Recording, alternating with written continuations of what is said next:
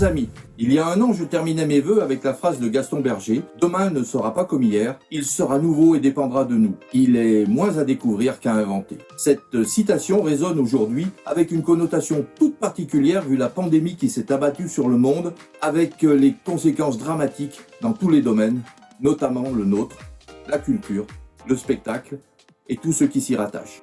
Ainsi, en 2020, la plupart de nos manifestations nationales n'ont pu se dérouler comme cela aurait dû, laissant au plus profond de nous un terrible sentiment de vide. Je pense aujourd'hui à chacun des clubs FFAP qui n'ont pu et ne peuvent toujours pas d'ailleurs à ce jour assurer les réunions en présentiel et qui ont dû trouver des solutions innovantes pour continuer de partager et faire vivre l'art magie. Face à cette situation qui aurait pu l'inciter à se replier sur elle-même, la FAP a dû et a su réagir non seulement en poursuivant ses travaux en interne, mais aussi en faisant preuve de créativité, en proposant des actions virtuelles compensatrices gratuites à destination de ses membres et plus largement à tous les magiciens, conformément au but fédérateur qui est le sien.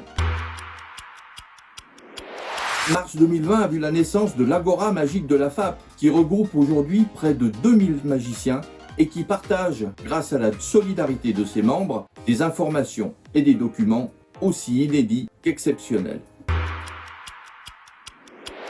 Dès le premier confinement, nous vous avons proposé des conférences gratuites, puis réalisé fin octobre la convention FFAP en ligne, une première internationale pour ce type d'événement, offert sur 2 jours aux magiciens et dont nous pouvons être fiers du succès qu'elle a remporté.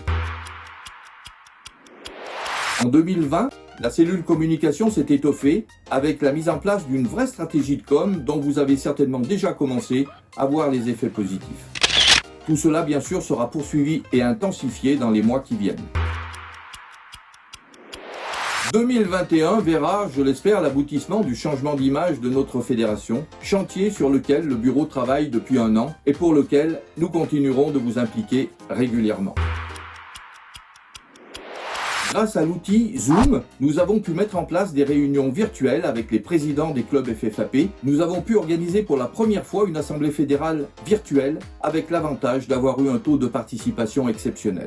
Ces réunions sont source de partage d'expériences, d'expression de vos attentes et bien sûr de la création d'un lien entre chaque président, ce qui ne peut que renforcer la cohésion au sein de notre fédération.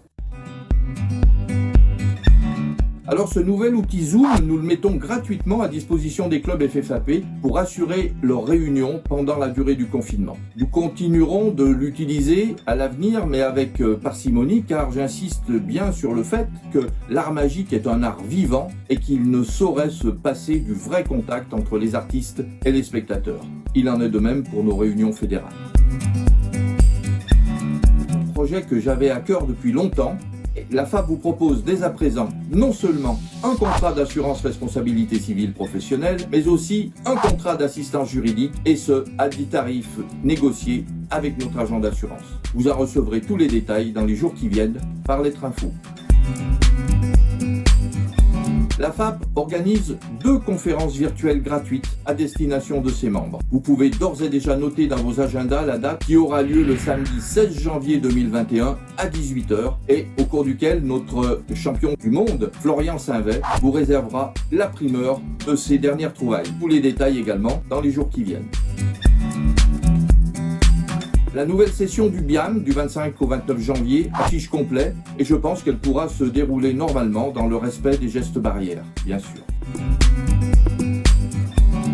Je vous donne bien sûr rendez-vous pour notre congrès national championnat de France FFAP à Troyes du 23 au 26 septembre 2021 et également pour les trophées Robert Houdin à Blois, car 2021 est l'année anniversaire des 150 ans du décès de Jean-Eugène Robert Houdin. À cette occasion, nous remettrons les trophées des spectacles magiques de l'année. Je veux m'adresser une nouvelle fois à toutes celles et ceux qui, au cours des mois passés, ont été touchés au plus profond de leur être, tant physiquement que moralement, et leur envoyer ce nouveau message de solidarité en leur disant que la FAP continuera de les soutenir par des actions diverses et de les défendre auprès de nos institutions. Malgré la pandémie, le bureau de la FAP a continué d'intensifier les actions déterminantes pour l'avenir et l'attractivité de notre fédération. Ceci nécessite toutefois, plus que jamais, que la FAP soit forte et reconnue, car plus elle le sera, plus elle sera influente. Je tiens à remercier encore tous ceux qui ont contribué, à quelque niveau que ce soit, à la réussite de toutes ces actions. Chers amis, je souhaite du fond du cœur que la situation sanitaire permette au plus vite la reprise de vos réunions et de toutes les activités culturelles. Car nous le savons tous, les spectacles, vos spectacles, sont bien des éléments de première nécessité pour le bien-être des spectateurs. Je vous souhaite à toutes et à tous une très belle année 2021. Nous souhaitons une bonne et heureuse année 2021.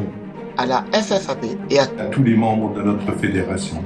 À vous tous, magiciens de France, une bonne et heureuse année. Et que nos rêves deviennent enfin réalité. joyeuses fêtes.